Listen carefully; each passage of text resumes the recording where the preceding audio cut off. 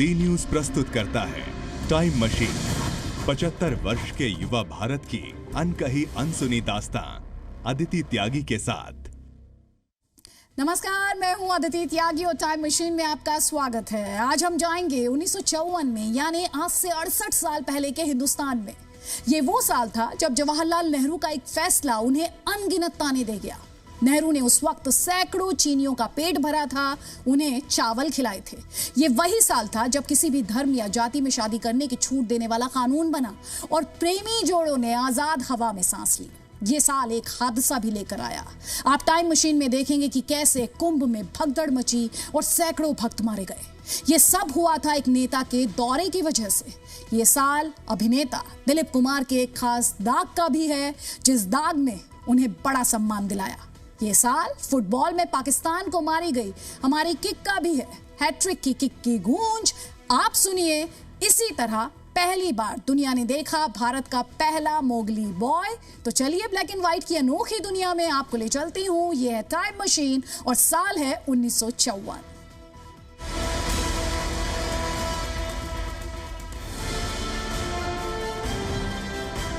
आजाद भारत में एशियाई देशों को एकजुट करने के लिए देश के तत्कालीन प्रधानमंत्री पंडित जवाहरलाल नेहरू ने कई कदम उठाए, जिसमें से कुछ में नेहरू की सराहना हुई और कुछ के दांव नेहरू पर उल्टे पड़ गए। इन्हीं में से एक था चीन के सैनिकों के लिए चावल भेजना। 1952 में चीन ने तिब्बत पर अपना कब्जा जमाने के लिए वहां अपने 1 लाख सैनिक भेज दिए और जब इन सैनिकों को खाद्य आपूर्ति की कमी होने लगी तो चीन के सचिव ने भारत से गुहार लगाई। उस वक्त नेहरू ने चीन के सैनिकों को चावल पहुंचाए, वो भी 1 साल नहीं बल्कि 3 साल तक, जिसका जिक्र selected works of Jawaharlal Nehru नामक सरकारी संकलन किताब में किया गया है। चीन को बहुत अधिक मात्रा में चावल नहीं भेजे गए हैं। स्पेशल केस होने की वजह से हमने कम मात्रा में ही चावल भेजा है। चीन की सेना को इस चावल की बहुत जरूरत है और हम उनको जिंदा रखने में मदद कर रहे हैं, लेकिन हम उन्हें तिब्बत के बाहर भी देखना चाहते हैं। नेहरू जिन चीनी सैनिकों को 1954 में चावल खिला रहे थे, वो चीनी सैनिक तिब्बत में मानवता का कत्ल कर रहे थे और इसी वजह से नेहरू के इस कार्य की कई लोगों ने आलोचना भी की थी।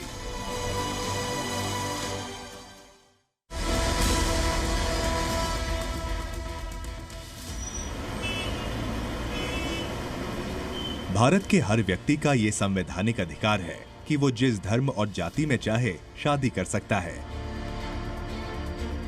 इसी को ध्यान में रखते हुए देश की आजादी के बाद 1954 में पंडित जवाहरलाल नेहरू के समय एक कानून बनाया गया।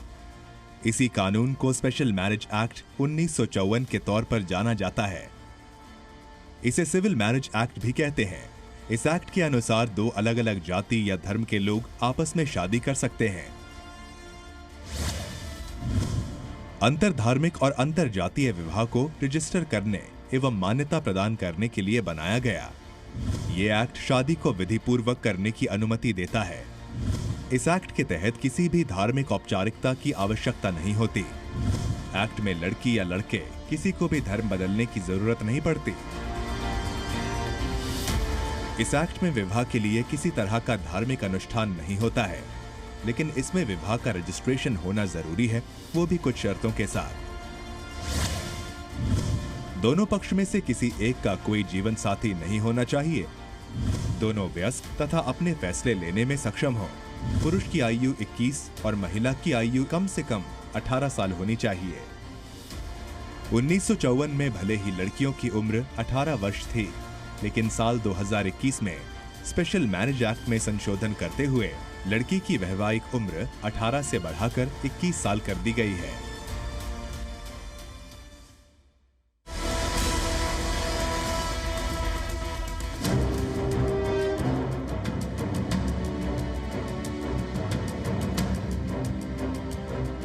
हिंदू धर्म में ये मान्यता है कि अगर कोई व्यक्ति कुंभ स्नान करता है तो उसे पापों से मुक्ति मिल जाती है। साथ ही कुंभ स्नान करने से व्यक्ति को मोक्ष की प्राप्ति होती है। लेकिन क्या आप जानते हैं कि 1954 में इलाहाबाद के कुंभ मेले के दौरान कुछ ऐसा हुआ जो इतिहास के पन्नों में एक दर्दनाक हादसे के तौर पर दर्ज हो गया।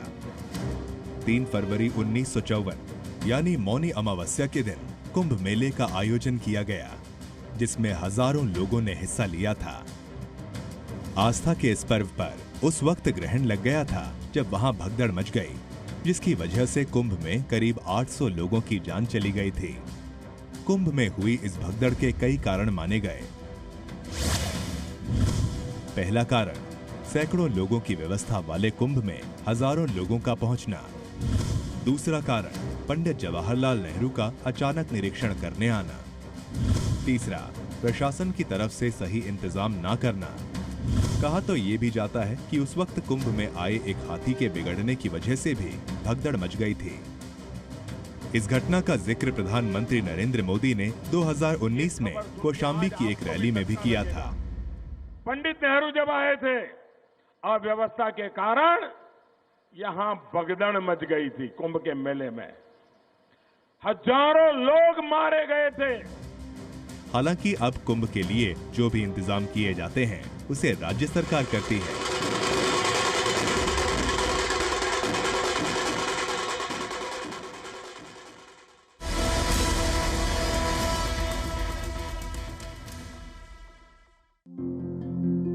आपने बचपन में मोगली की कहानियां तो खूब सुनी होंगी, जो जंगल में जानवरों के साथ रहता है और बिल्कुल जानवरों की तरह ही बर्ताव करता है।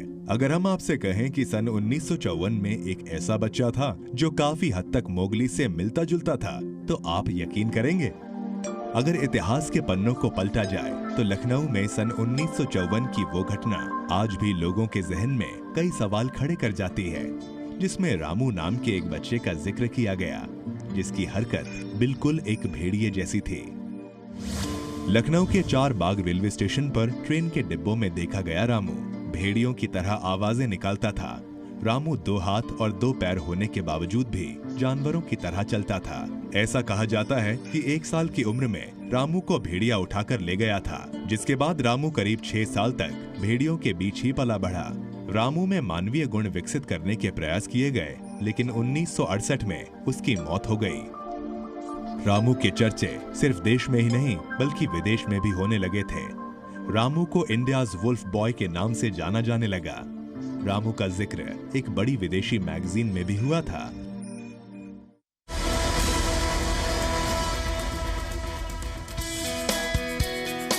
दूध ऐसी चीज है जो बच्चों से लेकर बूढ़ों तक सभी के लिए जरूरी है।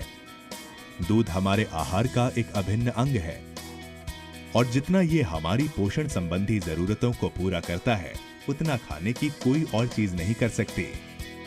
आज दूध हर जगह आसानी से मिल जाता है, लेकिन क्या आप जानते हैं कि आजाद भारत में दूध की कितनी किल्लत थी? और इसी कमी के चलते भारत में श्वेत क्रांति आई थी। 1954 में दूध की कमी को पूरा करने के लिए भारत ने यूनिसेफ की मदद से 13 दूध प्रसंस्करण संयंत्र लगाए गए। भारत के पहले राष्ट्रपति डॉक्टर राजेंद्र प्रसाद ने भैंस के दूध से दूध पाउडर के निर्माण के लिए दुनिया की पहली डेयरी की नींव रखी, जिसका उद्देश्य था जरूरतमंद बच्चों को निःशुल्क या रियायती दर पर दूध उपलब्ध कराया जाए। 1954 में आई श्वेत क्रांति तेजी से पूरे भारत में फैली, जिसका नतीजा ये हुआ कि भारत कुछ ही सालों के अंदर दुग्ध उत्पादक देशों की श्रेणी में 4थे स्थान पर आ गया और आज भारत की गिनती दुनिया के टॉप डेयरी उत्पादकों में होती है।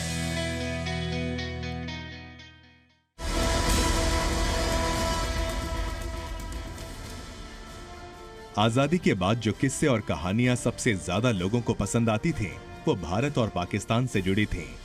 आज भी भारत और पाकिस्तान का जब भी कोई मैच होता है तो दोनों मुल्क की सड़कें सुनसान हो जाती हैं। जो जहां होता है वहां थम जाता है और ऐसा ही कुछ हुआ था 1954 में, जब 4 देशों के अंतर्राष्ट्रीय फुटबॉल टूर्नामेंट में भारत ने पाकिस्तान को हराया था। कोलकाता के ईडन गार्डन में खेले गए इस मैच की खासियत थी कि 8वीं गोरखा राइफल्स और गोरखा ब्रिगेड के लेफ्टिनेंट कर्नल पूरन बहादुर थापा ने इस मैच में हैट्रिक गोल दागे थे। भारत ने यह मैच पाकिस्तान से 3-1 से जीता था।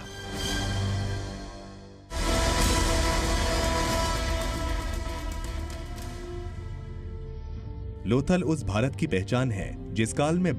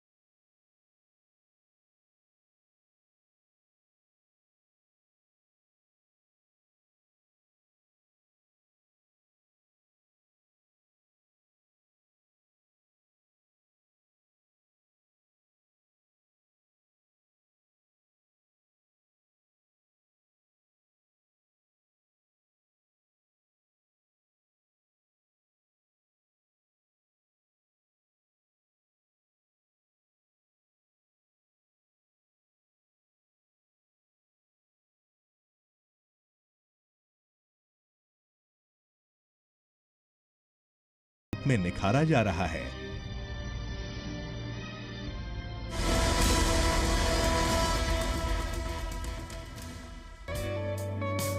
यूं तो फिल्म जगत में कई फनकार आए और गए, लेकिन इनमें से कुछ अदाकाराएं ऐसी भी रहीं जो आज भी दर्शकों के दिल पर राज कर रही हैं। हम बात कर रहे हैं रेखा की, जिन्होंने फिल्मी जगत में प्यार का ऐसा सिलसिला छेड़ा जो अब तक थमने का नाम नहीं ले रहा। 1954 में जन्मी रेखा आज भी जब स्क्रीन पर आती हैं तो अपने चाहने वालों का दिल धड़का जाती हैं। रेखा का असली नाम भानु रेखा गणेशन है। उनका जन्म चेन्नई में 10 अक्टूबर 1954 को हुआ। छोटी सी उम्र में रेखा के पिता उनके परिवार का साथ छोड़ चले गए, जिसके बाद परिवार का पालन पोषण करने के लिए रेखा ने 13 साल की कम उम्र में फिल्मों में काम करना शुरू कर दिया था। रेखा ने अपने जीवन में लगभग 170 फिल्में की। 67 साल की हो चुकी रेखा की 7 बहनें और 1 भाई है। रेखा का नाम यूं तो कई एक्टर्स के साथ जोड़ा गया, लेकिन अमिताभ बच्चन और रेखा को लेकर लोगों की जुबान पर चर्चे आम रहे, मगर किस्मत को शायद कुछ और ही मंजूर था। रेखा और अमिताभ कभी एक नहीं हो पाए, इसलिए कई तरह के किस्से, कहानी और अफवाहों के बाद भी रेखा और अमिताभ के बीच उतना ही फासला है जितना 2 किनारों के बीच में होता है।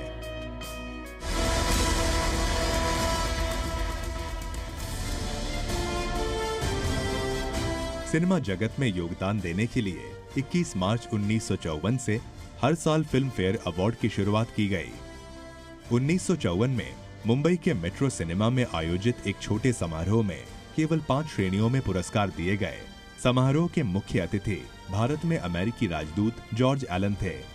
इस अवार्ड शो में मीना कुमारी को बैजू बावरा के लिए सर्वश्रेष्ठ अभिनेत्री और दिलीप कुमार को फिल्म दाग के लिए सर्वश्रेष्ठ अभिनेता का अवार्ड दिया गया।